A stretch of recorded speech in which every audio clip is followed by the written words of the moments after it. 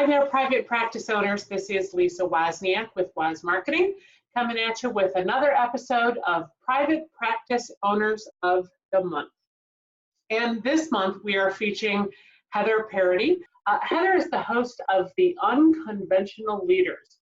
She interviews leaders from all over the world who have built great things from the ground up.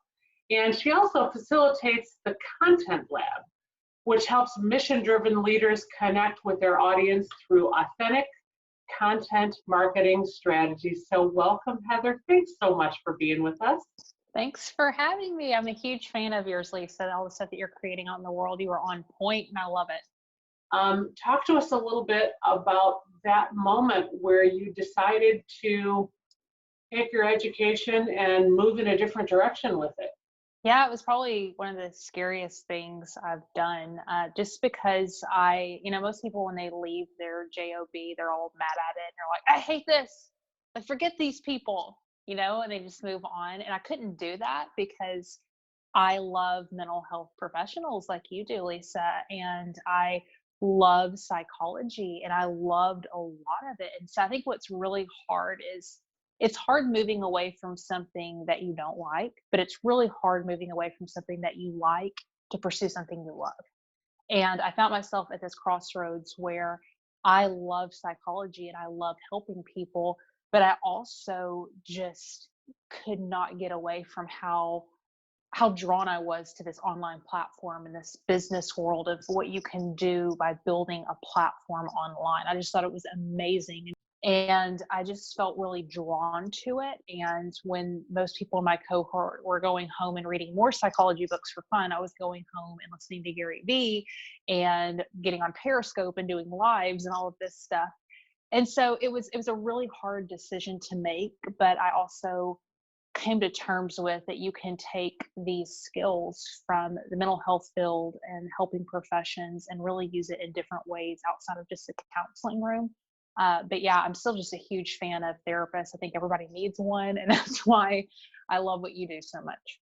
How did you decide for yourself that podcasting was the way to go? Because like you had said, there's Periscope, there's Facebook Lives, and there's all sorts of different avenues that you can go down. How was it that podcast became your thing?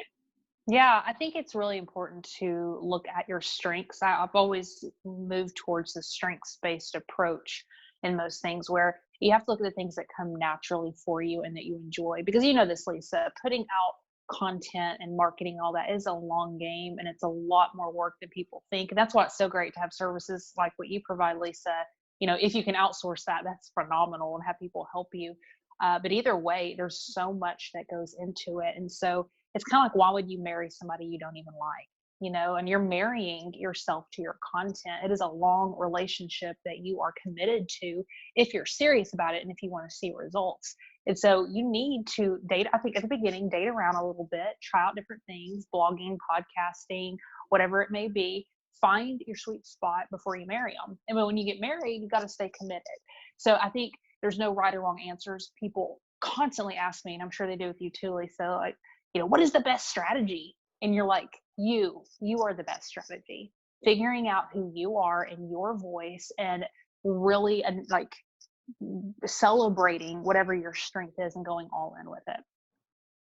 So one of the other things that you do, speaking of being married to the things that you love, is you now help other people produce and execute their podcast, don't you? I do. And how did that come about? People just started asking me because I started putting out, all of my work, and they're like, hey, can you help me with mine? And the cool thing about your going down this path, like we've said, you started off in mental health. You now have a wildly successful podcast, and you're helping other people do the same thing. And yet this isn't what your background is in. Media and communications and marketing is not what your background is in. So how did you gather up all of the know-how that you needed to go down this road? That's what impresses me so much. Google and YouTube. Even in college, outside of the context we're talking about, I I share a story a lot that I really struggled in the education realm because I didn't really have an education growing up. And so going and getting my college degree and then my master's degree was really, really hard for me because I had a lot of catching up to do. My education stopped around 7th or 8th grade. And so I had to relearn all the stuff people knew going into college. And I learned then how important and how valuable the internet is. You can literally Google anything and figure it out. And so that's what got me through my undergrad and my master's degree. And I've really taken that on with everything else. I mean, it's amazing to me how powerless people sometimes present themselves. And I'm like, do you realize you literally have the world holding in your hand? You know? How do you, Heather, know that what you're doing is working? How do you know you're being successful with this path that you've gone down? How do you measure that? Sure. Well, you can measure it in two different ways. I, like you, love analytics. I think analytics are really important. And if you're marketing, you need to be measuring your efforts because otherwise you're going to burn out and you're wasting your time. You're wasting your time. You do not create a Facebook page and a post and just start posting it and walk away and leave it. That's not what it's designed to do. A lot of this is testing and figuring it out and seeing what resonates and what works and what doesn't too. I'm hearing you say that consistency is a big part of it, huh? Don't get me started. I'll get on a rampage with consistency. Yeah. Yes.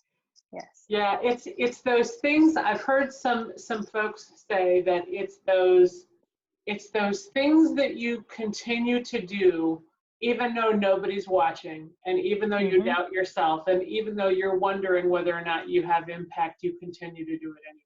Yep.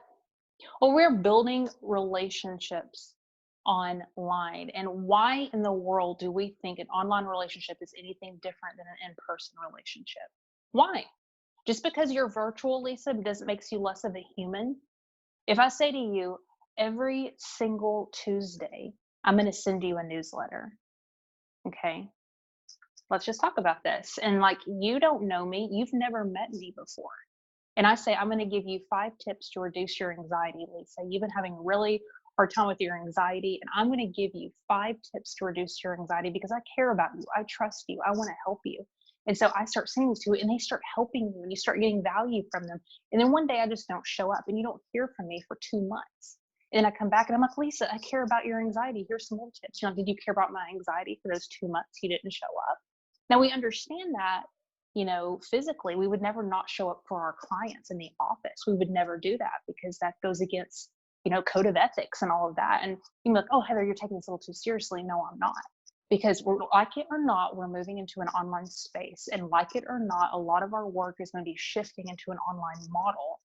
And we have to respect and honor the engagements the commitments we've made online just as much as in person. And just because you may not be getting quote paid for content right now, your client and the person you're trying to reach doesn't see it like that. They just say, hey, Heather didn't show up for me this week and she said she would.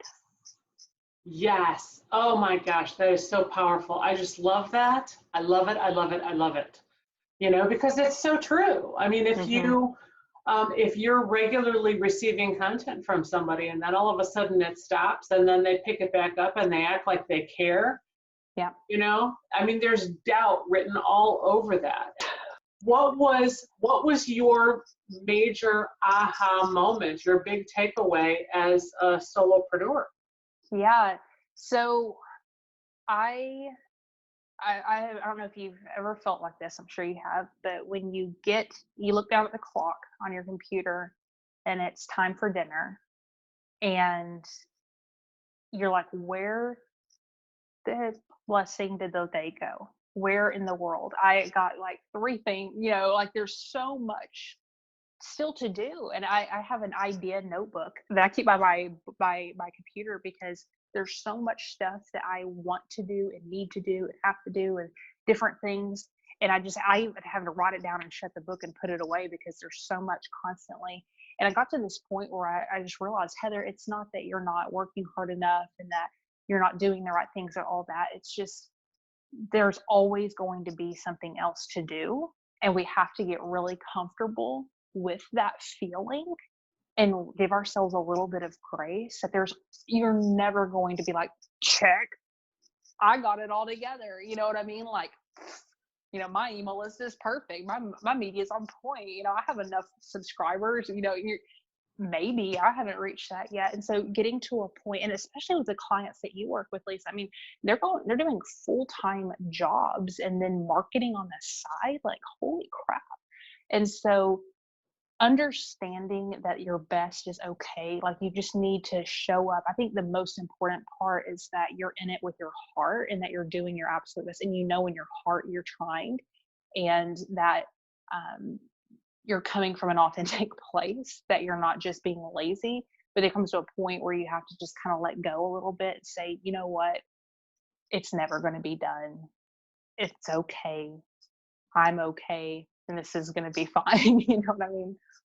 Heather, for practitioners who are looking for a little bit of support in starting up and producing their podcasts, yeah, how can folks get a hold of you? Well, you need to consider it. Podcasting is amazing. It's the best. I just absolutely love podcasting.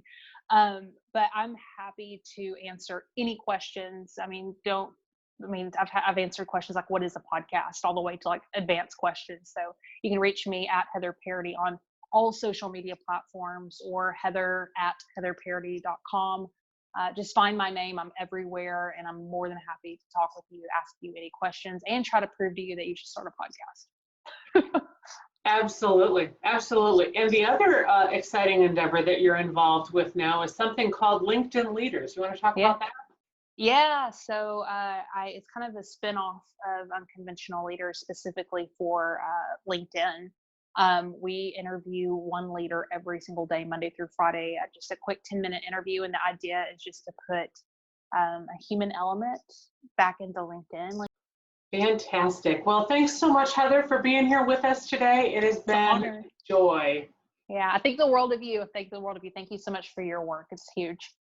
Oh, thank you so much. It's so nice to hear.